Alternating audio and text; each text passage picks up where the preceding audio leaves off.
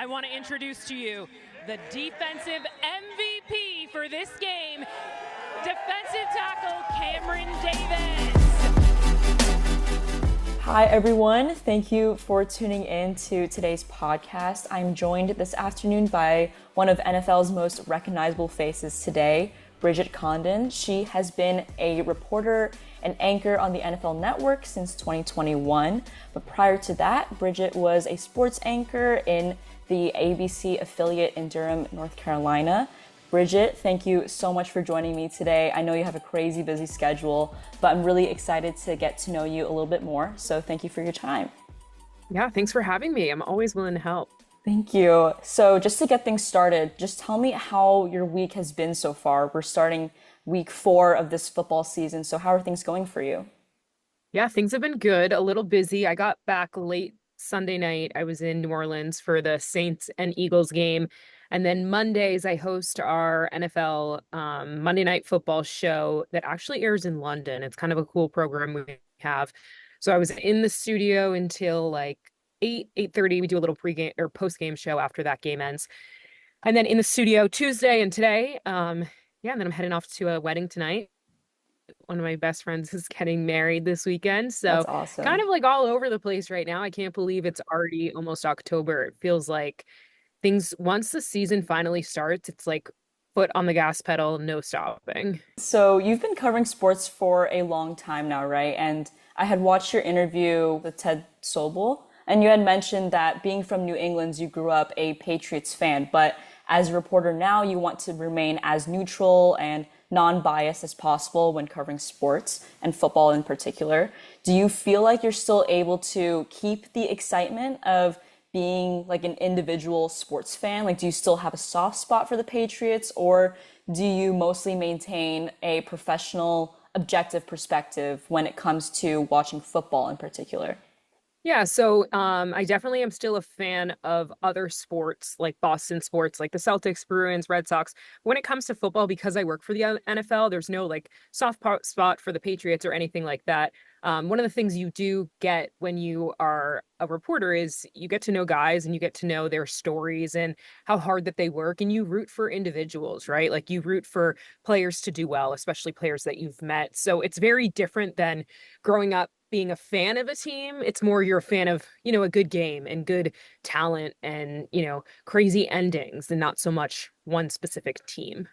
Totally. Yeah, that makes sense. And a little fun note as well. I'm also from the East Coast. I'm originally from New York, but being that you travel back and forth from coast to coast fairly often, have you observed differences between East and West Coast sports fans or sports culture, and what are they?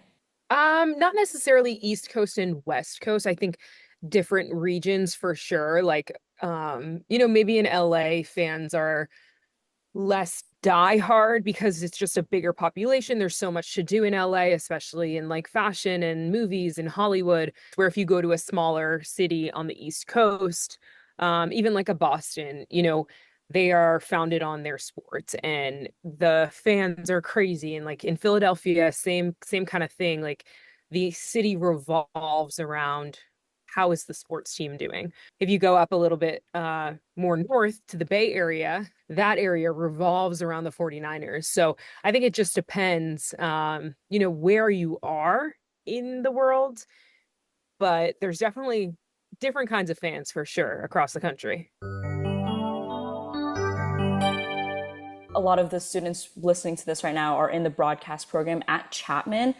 And I wanted to ask for your advice for students going into the industry. Do you feel like it's important to be well-rounded in different beats and such? For people who are not really sure if they want to go into news or sports, do you feel like it's important to kind of choose one, like, okay, I'm going to be a sports reporter, I'm going to stick to that? Or do you feel like it's okay to kind of go back and forth? It's definitely beneficial to have your foot in the door in multiple different areas and learning production, whether that's in front of the camera, behind the scenes, audio, research, all of those things, because when you are applying for a job, it just makes you more marketable to an employer if you're able to do 5 different kinds of things versus them hiring one person who's like a one-trick pony. We're seeing more and more in our industry that it's different than, say, 10 years ago where you were either a host or a reporter or a play-by-play. So many people are overlapping and doing multiple jobs, and I think that's the direction the industry is going. So while it's important to definitely hone in on your craft and get really good at that, it doesn't hurt learning other different things. And especially if you're not exactly sure whether you want to be in front of the camera or behind the camera, getting a chance to try both of them is really, really important. Yeah, totally. And I had saw like on your LinkedIn that you had really briefly worked at the Boston Globe. Could you tell me a little bit about that experience? Like, did you ever think about working another beat besides sports? So that was a radio station that the Boston Globe had. And that was right when I graduated college and I was looking for my first job in TV. So one of my friends was a co-host for a radio station and they could use an intern. So I went in and worked on their morning radio show for really, it might have been like 6 weeks. And it was an awesome experience. And I've done some radio stuff since then and always think back to that time. And I'm reminded that that's kind of where it all started and where I learned the basic fundamentals. Yeah, totally. And kind of jumping off that point of, remembering where it all started, I had saw that this past summer you recently became a celebrity godparent with Kiki Palmer's nonprofit organization, Saving Our Daughters, which for those who don't know is a program that partners young girls of color who are interested in the arts, media, and film with celebrity mentors. So could you tell me about how that experience has been so far working with young girls who are interested in this industry, and how did you first get on board with Saving Our Daughters? It's been amazing.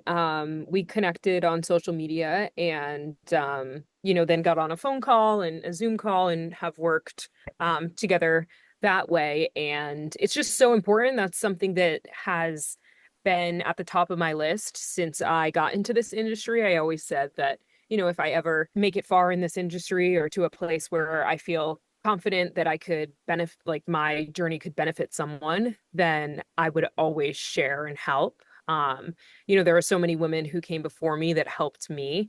And I think it's so important to continue to pass on the knowledge and help those that are coming up after you. So that was one of the things that was important to me when I found out about their organization to get involved with and make sure that I can do my part in helping the next generation of sports journalists.